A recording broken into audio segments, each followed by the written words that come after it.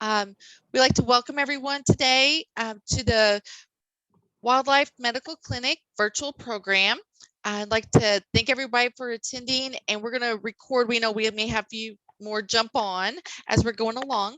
My name is Chris Luking, and I'm part of the Agriculture and Natural Resource staff that is part of University of Illinois Extension, was serving Bond, Clinton, Marion, Jefferson, and Washington counties. And we'd like to welcome Dr. Samantha Sanders and Mackenzie today. We'll let you guys kind of introduce yourselves, and we appreciate your time today. Thank you. Thank you guys for having us. I'm Dr. Sam Sander. I am the director of the Wildlife Medical Clinic here at the University of Illinois.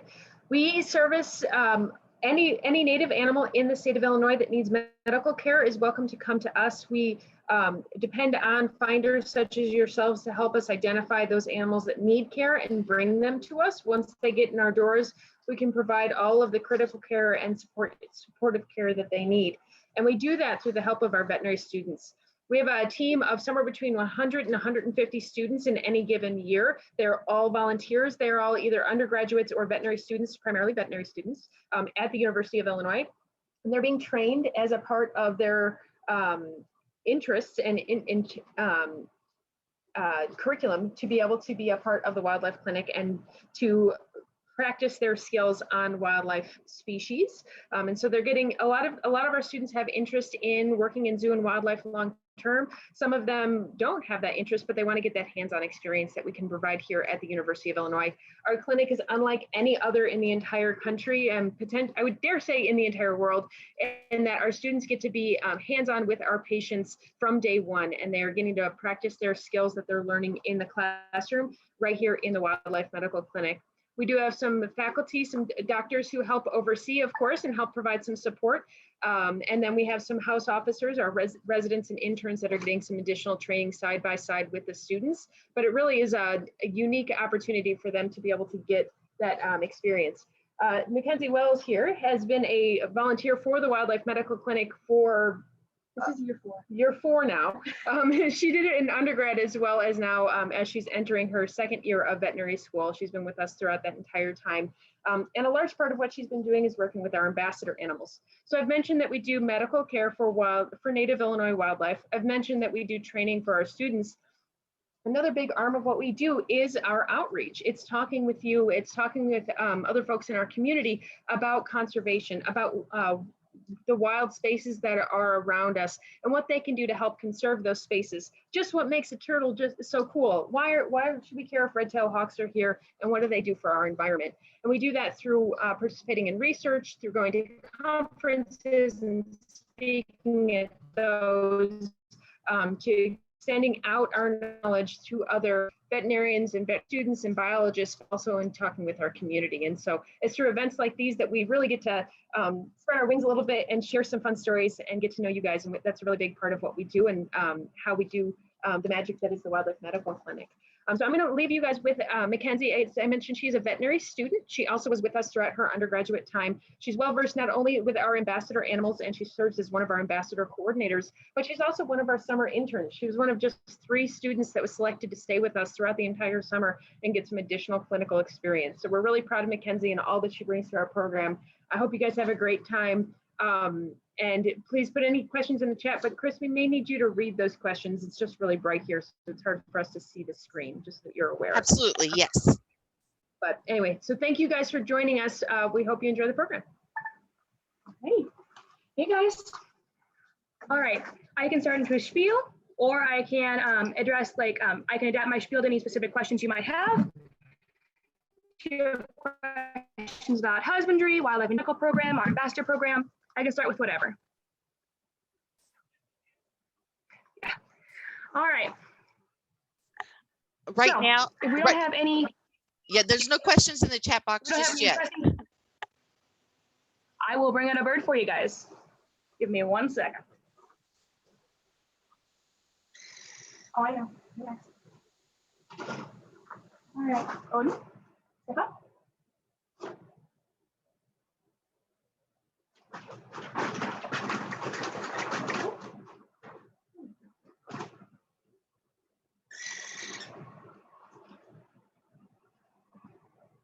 All right, everybody. This is Odin. Odin is a red-tailed hawk, which is a species native to Illinois. Where you're most commonly going to see them is like on telephone poles, fence posts by the highway. That's where we see a lot of them. Oh, I know it is hot out today. Odin is with us because he came in as what I call a young dumb bird syndrome. So actually only 30% of wild red-tailed hawks make it to sexual maturity in the wild where they can reproduce. Odin was one of those birds that probably wasn't going to make it. He came to the wildlife clinic very, very dehydrated, very emaciated. He was starving, probably because he couldn't catch food for himself. Red-tailed hawk parents kind of let kids figure it out by themselves. So in order to save his life, students placed an intraosseous catheter, which is a catheter that goes right into the bone, so we could give him fluids that would save his life right away. It's a rare complication, but he actually did get an infection from that catheter, something called osteomyelitis, and that caused some arthritis in his right wing here. So unfortunately, while he can I call it like Buzz Lightyear falling with style, he can get around his perches, he can walk around his enclosure, he can't maintain flight like he would need to be released. Since Odin was such a young bird, we decided to keep him on as an ambassador and he can help educate people about his species here. And he's done a great job. Does anyone want to guess how old Odin is?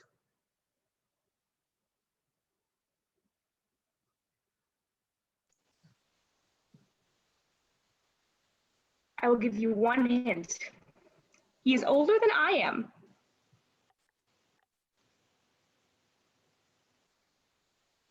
Alrighty, so Odin came into the clinic in 1997. So we don't know exactly how old he was because it's hard to get a history with wild birds, but we do know that he didn't have his red tail feathers yet. It's hard to see in this quality of video, but red-tailed hawks get their red tail feathers when they're 2 years old, and he didn't have his red tail feathers yet. So we know that he was probably between 1 and 2 years old, probably. So Odin's about 24. He's been with us almost that entire time, and he's been ambassador for that long. He's on daily medication for the arthritis in his wing, and he does really well with us. He's kind of a curmudgeon in his old age. He definitely has his favorites and his preferences. For example, I completely redesigned his enclosure last week, and I left him one perch that was familiar, so he would have something, to hang out on it while he figured out his new perches. And he pouted on that one perch for like 2 days because he was unhappy that I changed things. All right, do we have any questions about Odin? You can put them in the chat box, you can speak up to you. Does he have a favorite meal? So birds of prey pretty much will eat anything meat. Odin eats mostly mice and rats with the occasional chick. Chicks are often donated from the poultry farm at the University of Illinois, like the agriculture school. So he's thankful for those. Those are probably his favorite, but they aren't as good for him as mice and rats are. So he gets those as an occasional treat. But he'll do pretty much anything for a good chick. He loves them. These are all pre-killed animals. They were humanely euthanized. Sometimes they're from, sometimes they're from research studies, like the control group.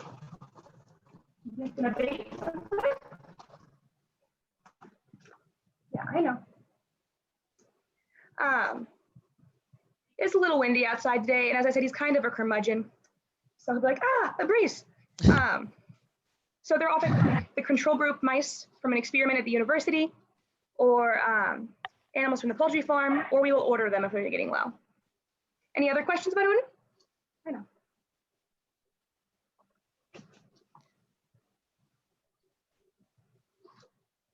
I know. Well, he's having a little bit of a tantrum, so I'm going to put him back on his perch real quick. Thank you.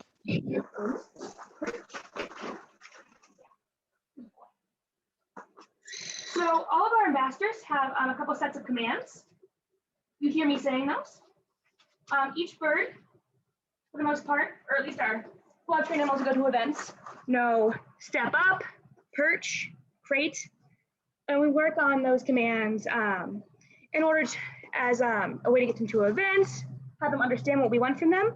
It is also a great form of enrichment for them to learn new things, because we do a lot with changing their perches, giving them their food, and in puzzles and stuff like that, all kinds of stuff to make sure that they're entertained here, because they do belong in the wild and we don't treat them like pets, but we do try to give them the best living experience possible. All right, I'm seeing, does Odin have any friends? We keep our birds pretty separate for the most part, but he does have colleagues, if that helps. We definitely have other animals that go to events with us. I'll get another one for you right now. Oh, I know. She's very talkative. All right. Thistle, step up. All right, guys. This is Thistle. Thistle is an American kestrel. I say that at a lot of events, and people look at me and say American casserole, and that is not right. It's kestrel, K-E-S-T-R-E-L. Kestrels are North America's smallest falcon. So they're cousins of the peregrine falcon. We get a lot of kestrels into the clinic that people think are baby peregrine falcons. They're close cousins, but they really do only get this big.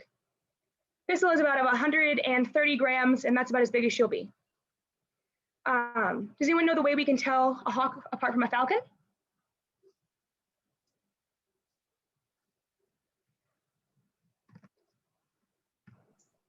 All right, so falcons, you can see their wings cross in the back over each other. You see that? Hawks, their wings go straight back like this. They don't cross. Another difference between falcons and hawks is falcons will often hunt on the wing. And on the wing means they hunt while they're in flight. So kestrels are often called sparrowhawks because they will actually eat smaller sparrows. All right. Any other questions in the chat? I think Ethan was our winner. He said wings. Yes, absolutely. Their wings are different. And they're also a different shape because they have a different style of flying. Thistle sees something I do not. The reason Thistle is with us is if you can look closely, she might let you see it. She's missing her left eye. She came into the clinic as a young bird, probably with an infection. We don't know how she got it. That's another issue we have dealing with wildlife, is we just don't know what happens a lot of the time. But that eye was not salvageable. It basically, we didn't remove it, but the tissue basically died and regressed on itself. Since she was so young and she loves attention, she was a very charismatic patient to have. We decided to keep her on. She came in 2012 as a young animal. So she's about 10 years old, about. Again, we don't really know for sure. All right, Thistle is an absolute drama queen. She's probably our bird that enjoys PR events most. If you look at her, she will often fluff her feathers, preen when she's out at events because she knows people like to look at her. And she is fully flighted. She can fly just fine, but because she only has one eye, her depth perception is a little messed up. So she wouldn't be able to hunt the way she needed to. All righty. Any questions about Thistle?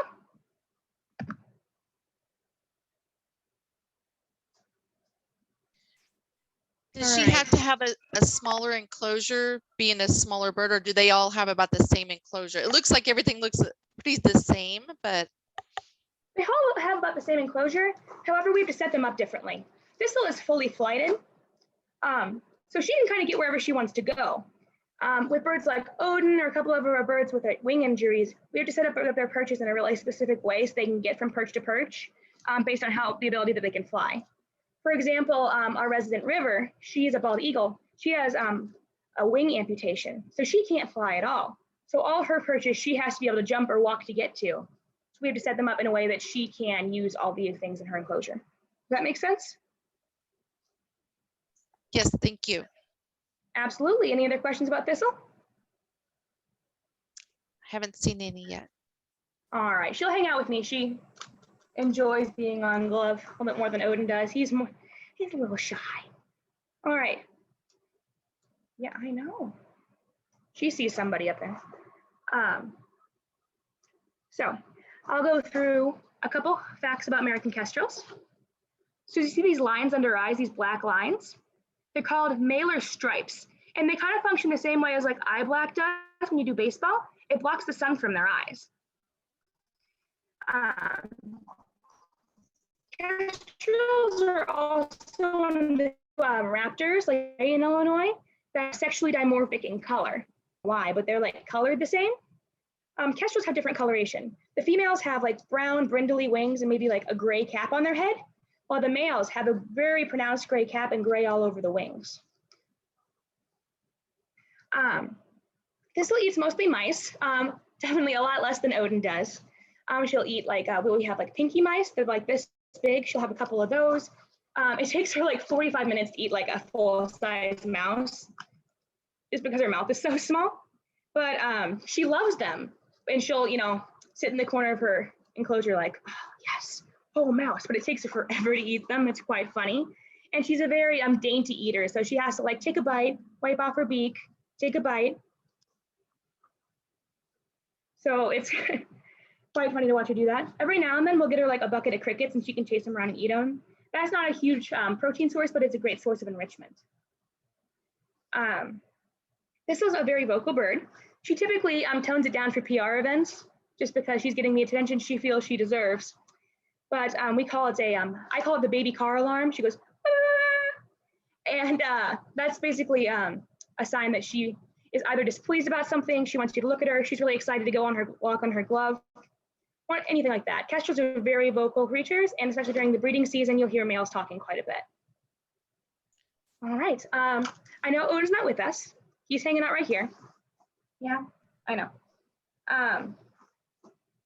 But I'll tell you a couple facts about them as well. So red-tailed hawks actually don't get a lot of credit for all the cool stuff they do. All the eagle screeches you hear in the movies, the caw, that's not an eagle. Eagle sound a lot more like a chicken. Red-tailed hawks have that piercing scream. They also voice acted for a lot of the dinosaur sounds in Jurassic Park. So very, very intense vocalizations from these birds. Red-tailed hawk's one of the species that the females are much bigger than the males.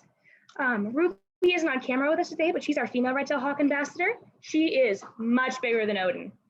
Odin's he's a little under 2 pounds typically. And Ruby is almost 4, which birds are a lot lighter than you'd think because they have pneumatic bones that are hollow. In order to make them lighter, help with their breathing. Birds' breathing is a lot different from mammal breathing. Any other questions? Anything you need me to elaborate on?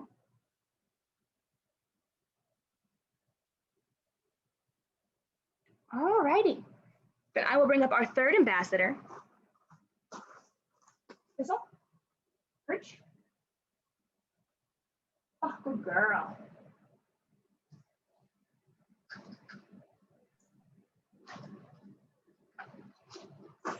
Mackenzie, Yeah. one question. Ethan did ask, how do they breathe differently? Okay, so it's pretty complicated as far as the exact mechanisms when it's different from mammal breathing, because mammal breathing is complicated as it is. But I'll try to give you the high points.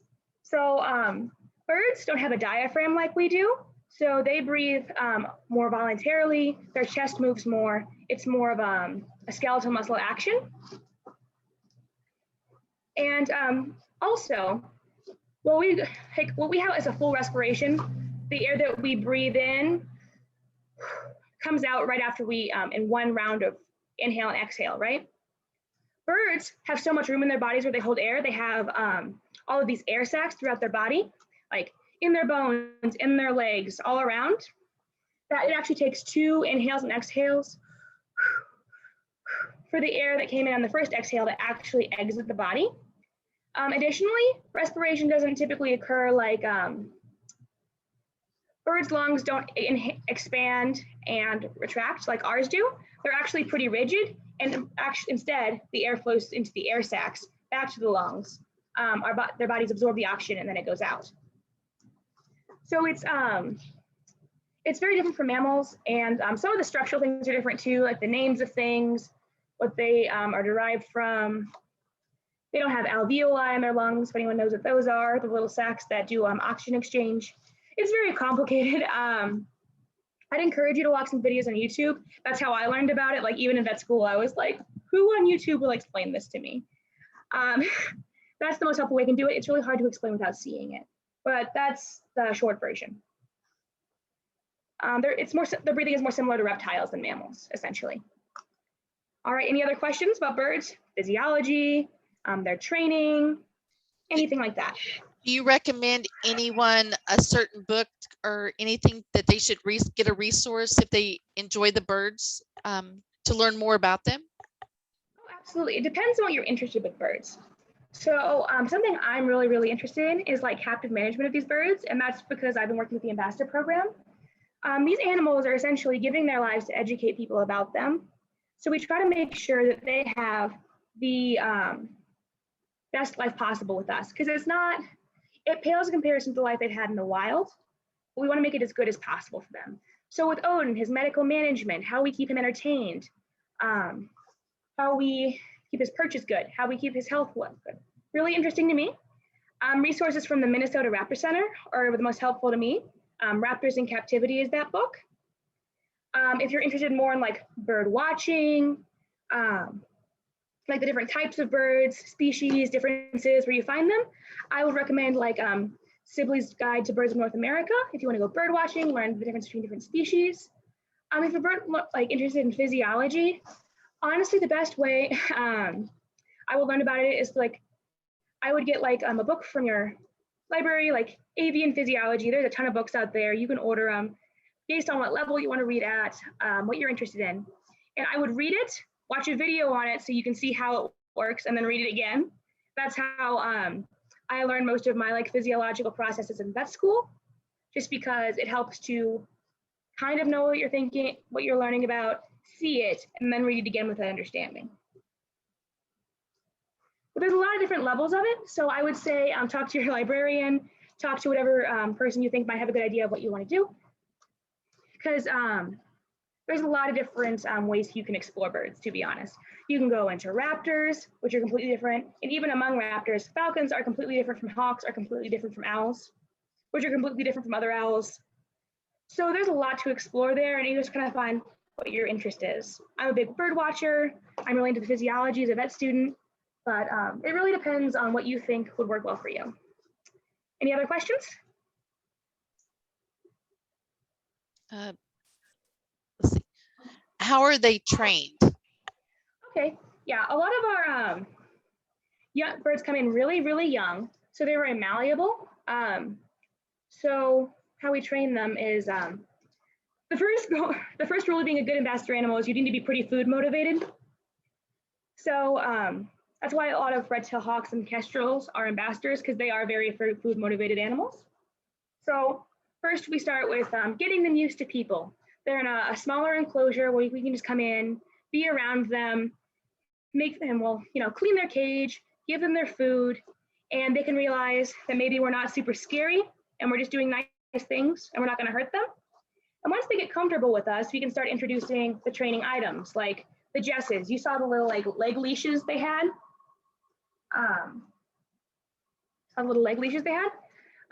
We don't put those on right away. We get them used to what they look like, what they feel like. We put like a glove in their enclosure, so it's not a new item to them anymore.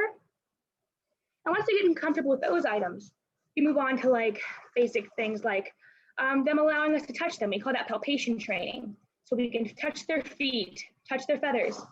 Something we do pretty often with our ambassador animals now is we do body condition scores, where we test how much fat and muscle have, if we're on a good diet, are they getting enough exercise, stuff like that. So that's really important. It's really important for their exams, just keeping them healthy. With most of the birds, I can actually look under their feet, because one of the most common injuries they can have is to the palm of their feet, basically. Once we get them to be not afraid of touching us, not afraid of us being around them, we can move on to like actual commands. The one we usually start with is stepping up onto glove. So we'll just hold our arm there, put a little pressure on them. If they step up to the glove, they get a mouse. Then once they're pretty good at that, we'll have them go from their glove to a perch. They do that, they get a mouse, and we start associating those words with the commands. So like, it's called a capture. So when they do something we want them to do, like step up on the glove, we go, good step up. And eventually they come to associate us putting the glove there, us saying the command with what they're supposed to do. So once we get them to step up, we can give them perches. We can start doing chains of perch commands where they go to a perch, to a perch, to a perch, and they get their reward. With every bird, it's really different how they learn, and we adapt it to that. But essentially, it's a lot of patience and a lot of food. Any other questions I can answer about that? Not right now. Thank you. That's great information. Absolutely. I would like to point out that this is a very unique situation, and I don't recommend them as pets. We have an entire team of people taking care of them, and they still manage to be a pain in the butt most days, just because they are wild animals.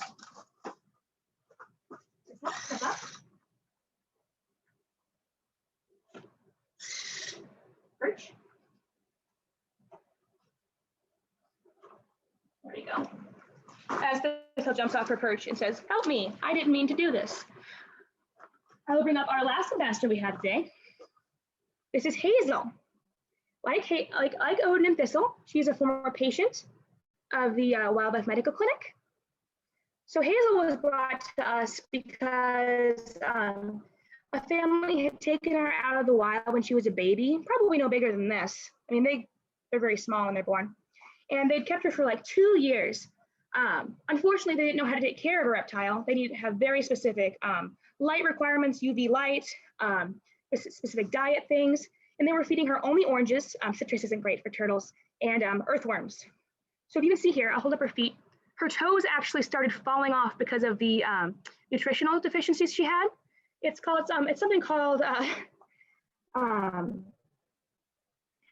nutritional secondary hyperparathyroidism. Fancy, essentially her body wasn't getting enough calcium, wasn't storing it correctly. The other problem with Hazel is she is completely habituated. She should be tucking into her shell right now because I'm picking her up because she's a wild animal. As you can see, she is not doing that. She's completely used to people. If people had dogs, she was not afraid of them. She's not afraid of anything. I've been here for almost 5 years now, and I've never seen her in her shell once. She's very, very friendly and very good for being an ambassador animal because she's so friendly, but she could never be released back to the wild. One, because box turtles have like a home range that's established when they're young, and if a turtle is removed from there, they will spend their entire lives trying to get back. So if you see a turtle on the road and you're like, this isn't a good place for a turtle, I'll take him somewhere else, you're really just stressing that turtle out because he doesn't know where he is anymore. And that's really sad, scary for him. Also, turtle diseases are like weirdly complicated. So you can't like take a turtle and move it to a different location without the risk of introducing like a parasite or a virus. So when you bring a turtle to us, we want to know exactly where you found it. Like I found a couple of turtles while I was driving and brought them to the clinic. And like I will go on my phone and find the exact latitude and longitude where I found the turtle so we can put it exactly back where it was. Another good thing is you find them on the road, you can find like the mile marker or the cross street. That helps us put them back exactly where they were. So long story short, please not keep wildlife as pets because a lot of times it takes a lot of work and a lot of money to keep them happy and healthy.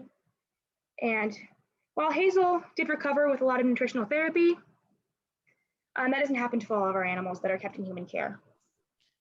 So the difference between a turtle and a tortoise, the most simple thing is it's like the fingers and thumb thing. All tortoises are turtles, but not all turtles are tortoises. So tortoises spend almost all of their time on land. They can't swim. They're heavy. They're not adapted for water.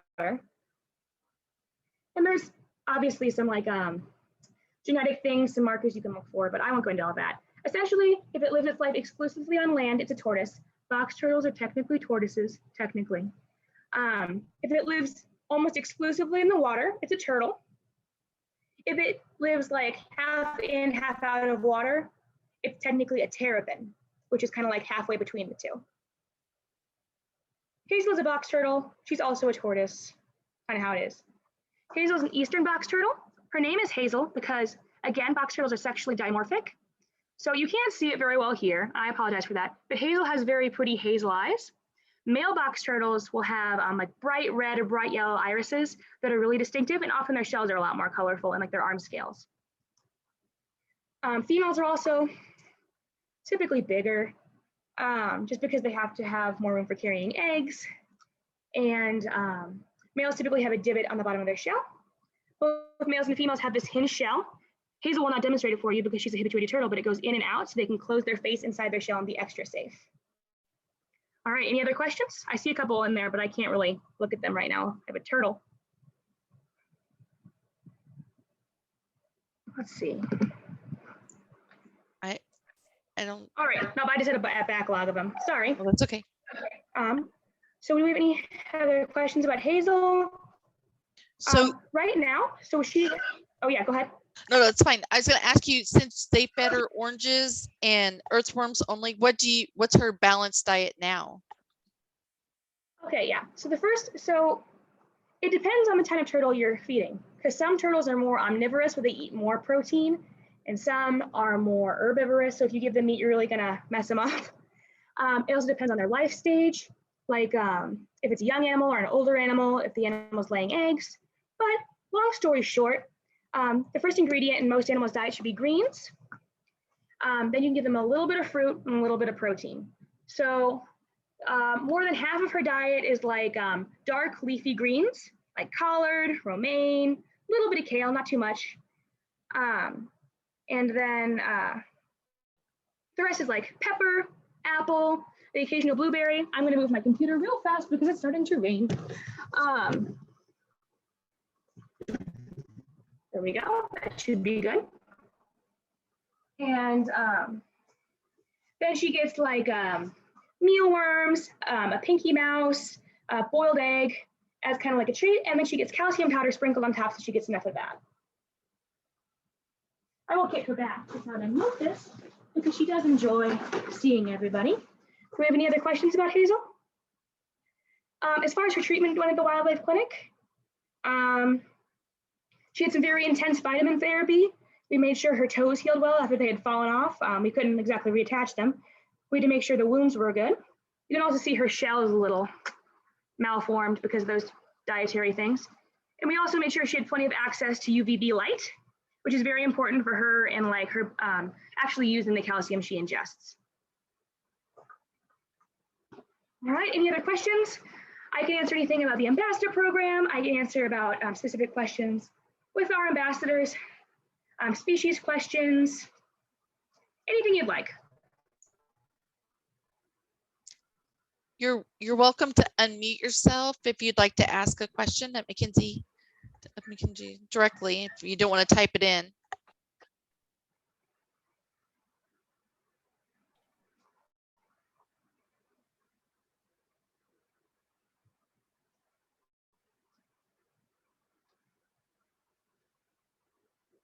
If there's not any questions, if you have any, feel free to interrupt me. I'm not going to be offended.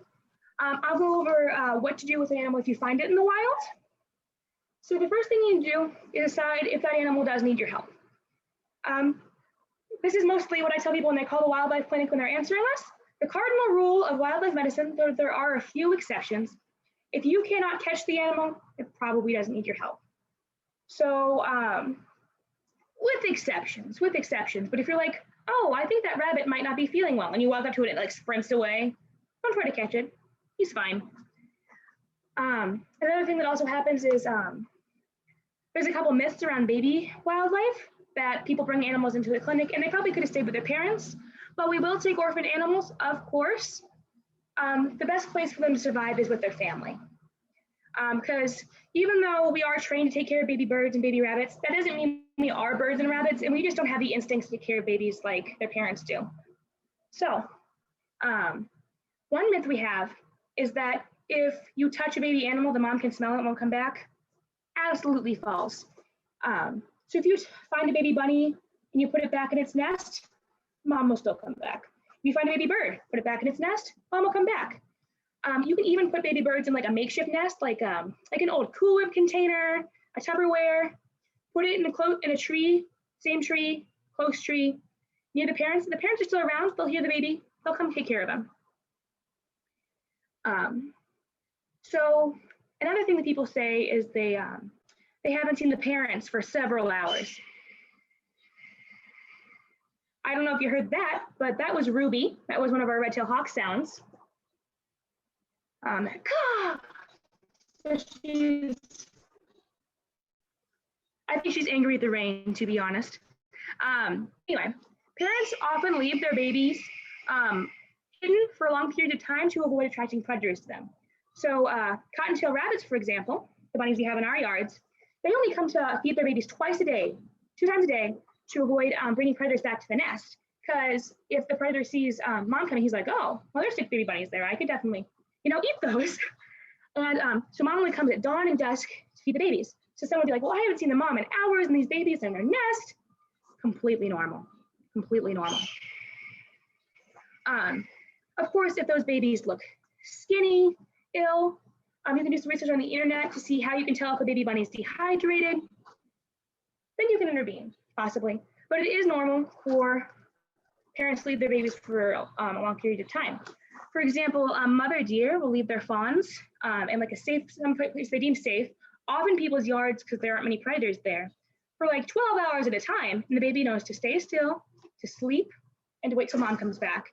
And what often happens is people come over to see if the baby deer is okay, and they want to look at him, and he's very cute, so they want to play with him, and then that scares mom away and she won't come back, or the baby goes away from his hiding spot and she doesn't know where to find him. And that's something really tragic when we get a lot of fawns in because of that. Or someone, finds them in their hiding spot, sees them sleeping and thinks they're sick and brings them to us. And that doesn't mean, of course, don't bring something in if you think it's sick, but you're also free to give us a call at the Wildlife Medical Clinic and ask. We are more than happy to walk you through what you should be doing, what you should be checking for, and if you need to bring the animal in, what you should be careful about, just to make sure that animal gets the best care possible. Do we have any questions about that so far? The number, I don't have it on me at this very second, and if I'm on my computer, I can't see the screen. But if you look up Wildlife Medical Clinic in Illinois on the internet, it'll pop right up. We're there for business hours, pretty much. If we're dealing with a patient or one of us is out of the clinic, you can leave a message and we will call you back as soon as we can. But we are more than happy to help you with that. One moment, please. Odin. Odin. Good boy. Good boy. Perch. Good boy.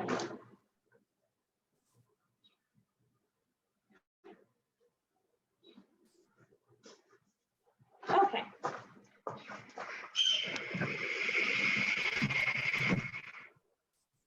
Odin's getting all riled up because he thinks Ruby is really pretty and Ruby has nothing to do with him.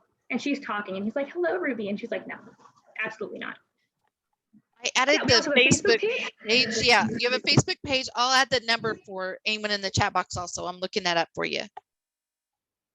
Absolutely. Our website has a lot of resources if you find a baby bunny, baby bird, anything like that. We also have posts most days of the week. I'm in charge of designing some of those. You'll see some about our ambassadors. You'll see some about our current patients at the clinic. We have some really cool stuff come in a lot of times. Right now we have a pelican. He's really cool. We get a lot of raptors like these guys. It's a really neat thing to keep track up on the wildlife page. Like, even if I'm like somewhere else for like winter break or the summer, I'm always like checking the page like, ooh, what patients do we have?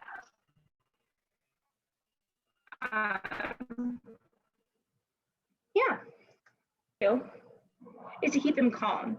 Because a lot of wildlife species, actually the stress of being captured could actually hurt them more than their injury themselves. So once you catch them using appropriate like hand covers, make sure you're safe. Put them in like a box and leave them. Do not look at them again. Keep them in a dark, quiet place. If you're driving them somewhere, don't put the radio on. Just keep them as calm as possible and give as accurate a history as you can. We typically don't recommend feeding these animals before they get to us. The dietary needs are very important. If the animal is starving or dehydrated, feeding them can do more harm than good. Baby animals can also accidentally like breathe in water or food very easily and get pneumonia. So we really recommend you leave that to people who are trained to do so, because we do spend a lot of time training people how to feed animals to avoid those things. And a lot of times, their diet might not be what you think it is. For example, some kinds of snakes only eat crawdads, crayfish. And if you try to feed them anything else, it's not gonna go well. All right, any other questions for me? Any topics you'd like me to expand upon? Doesn't have to be a specific question.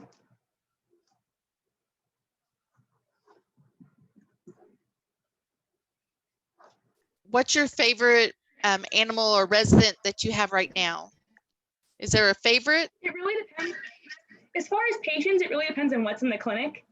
I'm really partial to raptors. So if we have an owl in the clinic or a hawk or something, that's probably gonna be a favorite. I really like turtles, like reptiles and stuff. If we have a turtle in the clinic, that's probably one of my favorites. My favorite mammal is probably a Virginia opossum. The possums you see around, they get a bad rap, but they're the best. Up until recently, we did have a Virginia opossum ambassador, but unfortunately she recently passed from old age. Virginia opossums, I'm just gonna wax poetic on them for a second. They're super cool. They're North America's only marsupial, which means they have a pouch where they carry their young. So like kangaroos, wombats, and possums, they're all marsupials. This means they have really cool anatomy. They have some bones we don't have. They have a lot of teeth. They have a lot of structures related to their pouch. Their body temperature is actually a lot lower than all the other mammals in North America. They can run anywhere from like 92 to 97 degrees and be fine. And because their body temperature is so low, they actually don't get a lot of the illnesses other wildlife here gets. So possums are largely immune to rabies, distemper, Lyme disease, most tick-borne illnesses, because they eat a lot of ticks, like thousands per year. Each possum eats thousands of ticks a year. So they're actually really good for our ecosystem and keeping people safe. They're also immune to a lot of rattlesnake venom because they're just immune. So they're super cool. I like them.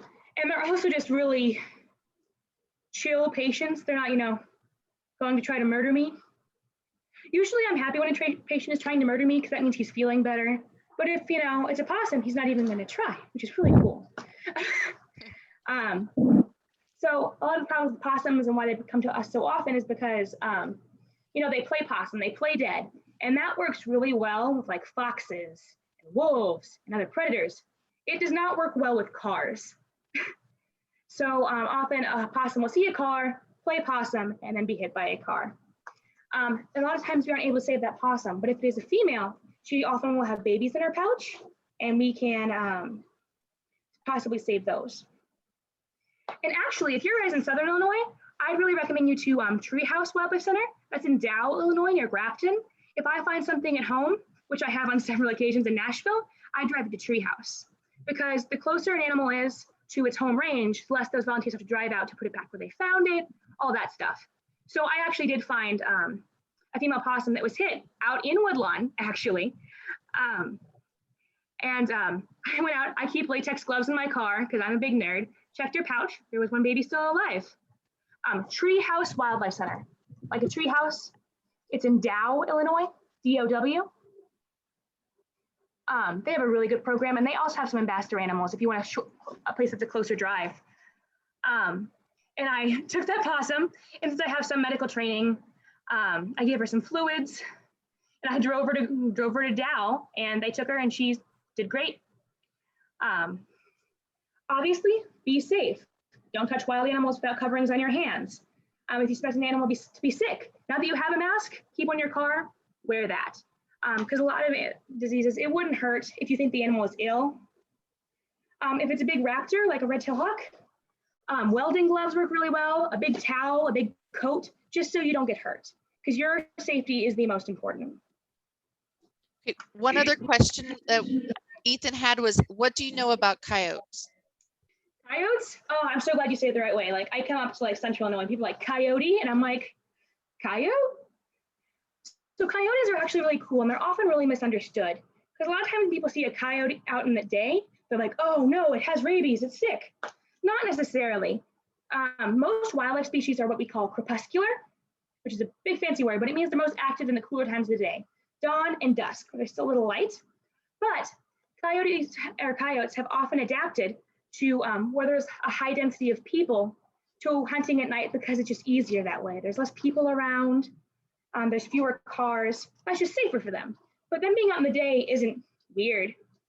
And a lot of times during the summer, moms have babies to feed, or males out looking for a female during the day, and that's completely normal. So a lot of times people really panic and see a coyote or a raccoon out during the day and think it's automatically sick. Not necessarily. Just like there's variation between if a person is a morning person or a night owl. it's pretty, as long as they're acting healthy, they're running away from people and they're not like walking in circles acting sick, they're probably just looking for food, minding their own business. We get a lot of calls about raccoons out during the summertime, and a lot of times it's mother raccoons looking for food for their babies. Same thing with coyotes. Did I answer your question? Do you have any other questions? We will occasionally get coyotes into the clinic. We typically won't treat adult animals. 1, because they're extremely dangerous. 2, because we don't get many because people can't get them to us. And 3, because if you can get an adult coyote to us, they're often past saving. That's how it is with a lot of wildlife. If someone can capture it, they're usually very, very sick, and we do what we can. But a lot of times the most kind thing to do is humane euthanasia.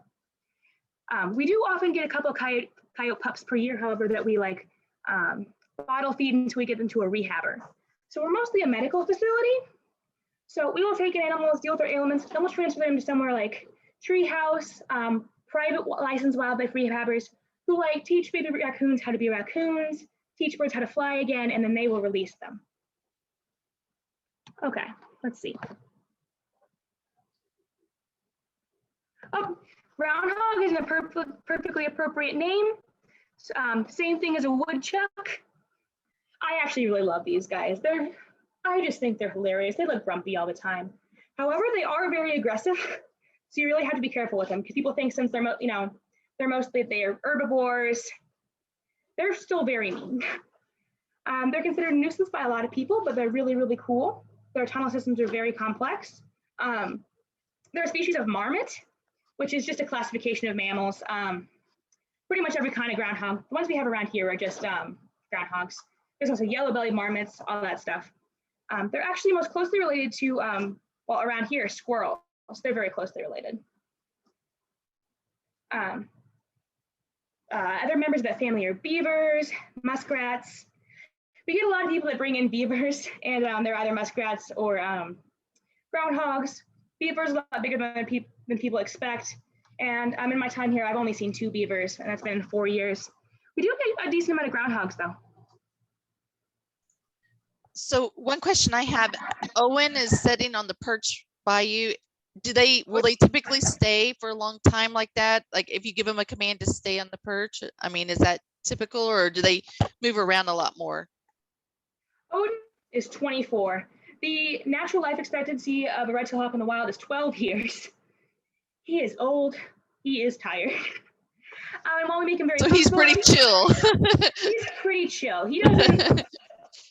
He just wants to sit on his perch and watch he loves watching the crows outside.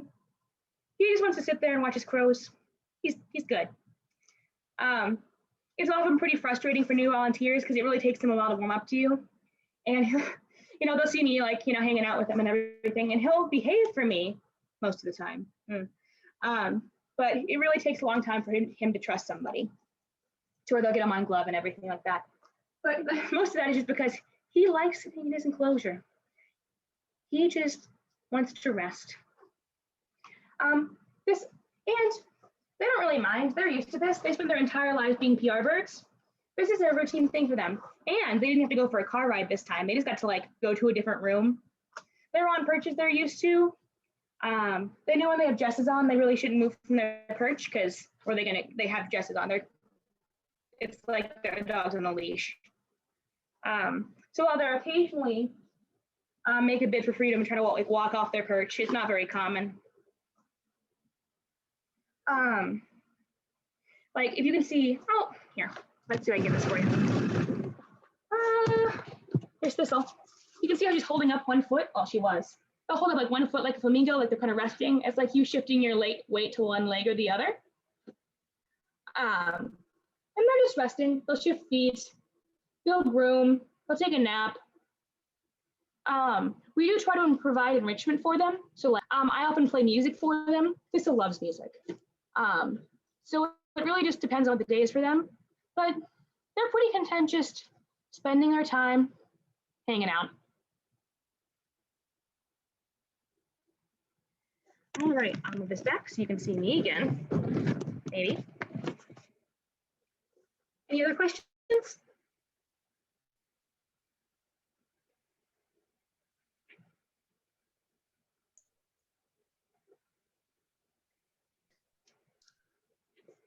If I'm doing another class, it really just depends.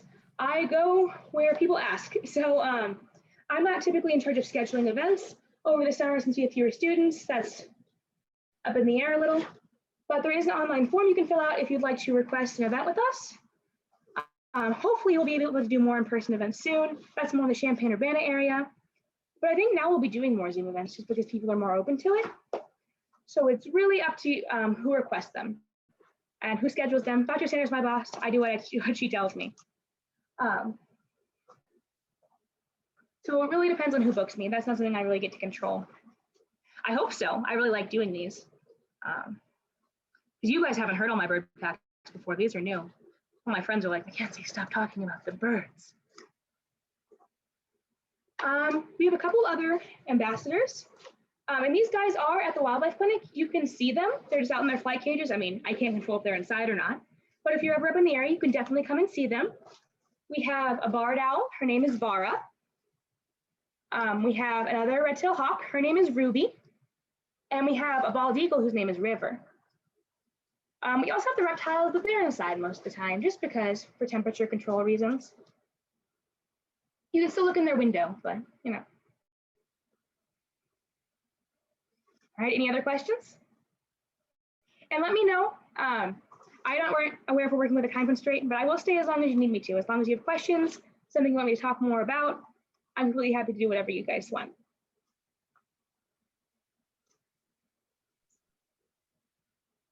I'm trying to think of anything Southern Illinois specific. You know what? I'll go over, well, if we have time, I can go over some turtle etiquette with you guys. That'd be great. So, okay, this time of year, a lot of turtles are crossing the road. I'm sure you've noticed that, right?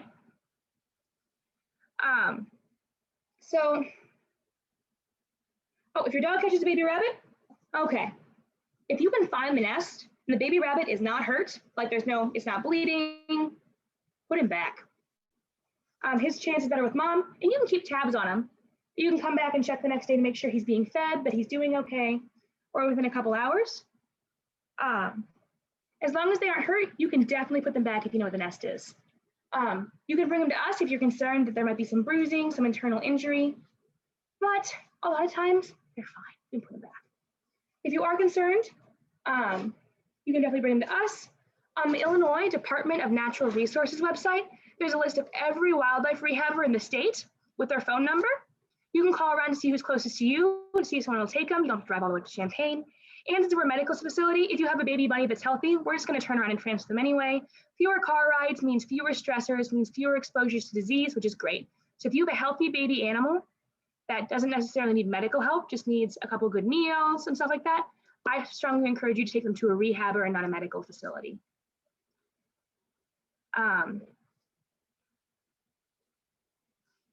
If you put the rabbit back and disappears, usually fine. A lot of times people also will think it's a baby rabbit that should be in the nest. When a rabbit is the size of your fist, it is big enough to be out running around, not in the nest anymore. Mom isn't taking care of it. Baby rabbits are probably in the nest for like less than a month. If you're worried about your dog getting into a nest of baby rabbits, what you can do is you can place a laundry basket with a hole in it, like over the nest, so mom can get in, but your dog can't. If you're worried that mom isn't coming back, you can put flour around the nest. And if it's disturbed, you know mom's coming by, or like yarn, anything like that. If you're concerned maybe mom isn't coming back. But really, if you give it, and if you think the nest's in a bad spot, that really stinks. But their best shot is still staying in that nest, even if it's in the sun, even if it's near dogs, even if it's near a road. That's still better for them than being in human care. We can't really relocate them, unfortunately. That's just kind of on mom. Let's see, check these messages. Yep. A lot of times, if people call and they're like, oh my gosh, I see something in my yard, I don't know if it's okay. I'm like, give it an hour. And it's good to be concerned, but give them an hour. Maybe they've had a long day. Maybe it's really hot outside. Maybe a bird hit a window and he needs a couple seconds to collect himself and fly away. Give them an hour or two, maybe even till dusk. And if they're still not dealing well, then you can take them to a rehabber or a medical facility. But if the animal can recover on its own, it's better that it does. were very scary to them, and especially rabbits can actually be so afraid they give themselves heart attacks. And if you're ever wondering if something needs to be brought in or not, call. Absolutely, we will tell you. So what happens if someone finds the turtle that's going across the road and they're worried it's going to get ran over? What should they do? Okay, what you should not do is move that turtle to another place. If you see a turtle crossing the road in your neighborhood and you're like, oh, there's not a body of water, I'll take him to my park. Do not do that. Mama turtle is probably on an adventure to lay her eggs or find a mate or something. And if you move her, one, you're putting her in a place where there's a bunch of other turtles that don't like her and don't like that she's going to try to eat their food. You might introduce a new disease to that entire pond of turtles. And she's just going to get out of the water again and try to go back where she was going. So you can't really change their minds. They're very stubborn. Just send them the direction they were going across the road. So if they're heading east, send them on the east side of the road. Out of the way of the cars, they'll keep going. They're still in their home range. That is the best you can do for them. Don't try to relocate them, just help them across the street. To be safe in picking up turtles, I'll demonstrate with Miss Hazel over here. Box turtles aren't too mean. You can maybe get your hand caught in their shell, but pick them up at the back of the shell, right here. Then their back legs can't get you, and they can't bite you. Everyone see that? If it's a bigger turtle, you can use both hands, or you can get some help, but do not put your hand at the front end of the turtle, especially if it's a snapping turtle or a turtle that's trying to bite. It is not a fun thing to get bit by a turtle. It hurts. Thank you, Hazel. Good job. So a lot of turtles right now are going out to lay their eggs, and they really don't need to go back in the pond. Just help them where they're going. If they're injured, you see them get hit by a car, they're bleeding, they're hurt, take them to a wildlife medical clinic, any other wildlife medical facility, but tell them exactly where you found them. So on Highway 64 at mile marker 69, right by the exit. Perfect. We know exactly where to put them back. I was walking on my property. Call me when it's feeling better, and I'll put it back right where I found it. I'm not really familiar with the area, but here's latitude and longitude. I took it on my phone. All perfectly acceptable. If we want to release that animal, we really have to know where it came from. Sound good? Yes, thank you for all the information. Absolutely. Turtle shell repair is one of the coolest things we do at the Wildlife Clinic, in my opinion. We'll wire things together. We're using glue. Occasionally we use Legos. Whatever really works. Shell repair is really, really interesting. One of our patients of the week a couple weeks back was a turtle that we have in treatment right now. For shell repair, she was hit by a car. She actually still has her eggs inside of her. We can tell that because from there's a certain way you can feel for turtle eggs. And we're hoping we can get her released to lay her eggs this summer. Big red-eared slider, she's a favorite. All right, any other questions about what you do when you find wildlife, about our ambassadors, about the clinic, anything like that? I can even answer questions about being a vet student, anything like that.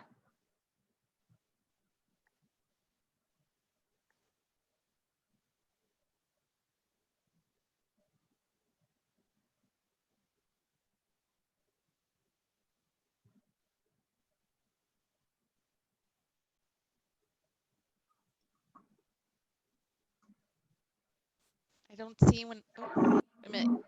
Ethan has one more. There you go. How long do you have to be in college to be a vet? The short answer is a long time. So you need your bachelor's degree. So you get that when you graduate from high school. I got my bachelor's degree in animal science at the University of Illinois. That took me 3 years, but that typically will take 4. Thank you to Kaskaskia College for getting all my prerequisites in over the summers and during high school. That's how I graduated in 3 years. Then vet school is another 4 years. So in total, 8. And that's if you don't want to specialize. If you want to do an internship and a residency to be like a veterinary ophthalmologist, a veterinary cardiologist, a vet who specializes in surgery or zoo medicine, that'll probably be another 5 years. So like a total of 13. So it's a lot of school. I'm not going to tell you it's not hard. If it's something you love, it's worth it though.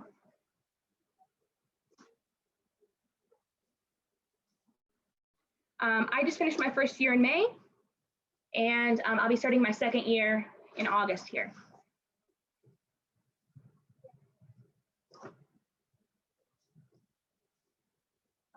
In order to get into vet school, I had to take a lot of some extra classes, organic chemistry, physics, a certain number of animal-related classes.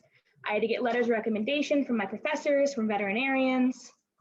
And I had to write a couple essays on why I wanted to be a veterinarian. I had to get experience, like working in clinics and stuff.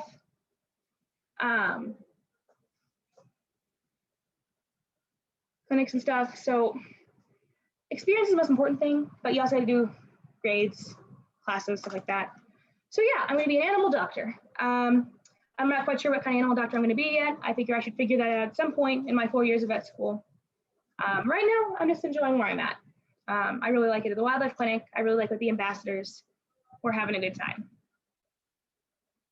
But yeah, my dad is actually Dr. Wells at Get Wells Vet Clinic in Nashville. That's where I got familiar with the profession and why I decided I wanted to do it. I tried a bunch of other stuff, but you know, that's just kind of what was calling me. But yeah, any other questions about that?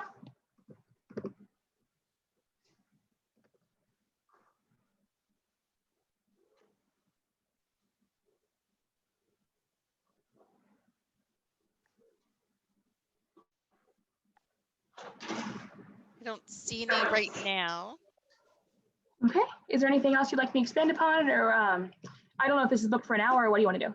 That's fine. Yeah, if anybody has any further questions, this is your chance to grab Mackenzie and get those answered. If not, then we appreciate your time today and giving us more information about the medical clinic and everything that you guys do. We appreciate that. We appreciate you guys.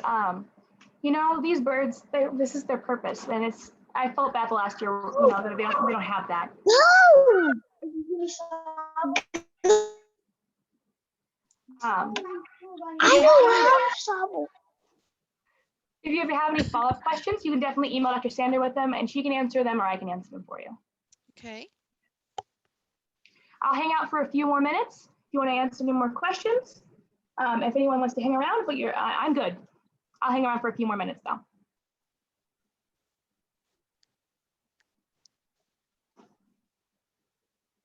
Just in case anyone is away from their computer, wants to type something in, or they're just mulling over what they'd like to ask. Yeah, I wouldn't. He needs a beak trim soon. I'll do that soon. We appreciate everything you guys have done for us today and kind of giving us via Zoom. We appreciate that. Being in Southern Illinois, sometimes it's hard to travel up to campus. I completely understand. It was crazy for me moving up here, and I could get food after 10 p.m. I was like, wow, 10 minutes from a Walmart. It was crazy for me. It was a big adjustment. Ethan says, thank you for all the good information. So well, thank you for coming. I love talking to you guys. Well, thank you. Is there any last remarks you have for us, and we can kind of let everyone go if they want to or they need to? Absolutely. Basically, if you find wildlife or you want to know more, we are happy to answer your questions. Absolutely. That's all you need to know. Give us a call. Give Rehabber a call. We are more than happy to answer your questions and let you know. You are not on your own on this. We're happy to talk to you about it. And Terry says, great job, Mackenzie. Hi, Terry. Thank you so much for your time today. We appreciate it. Absolutely. You have a good one, guys.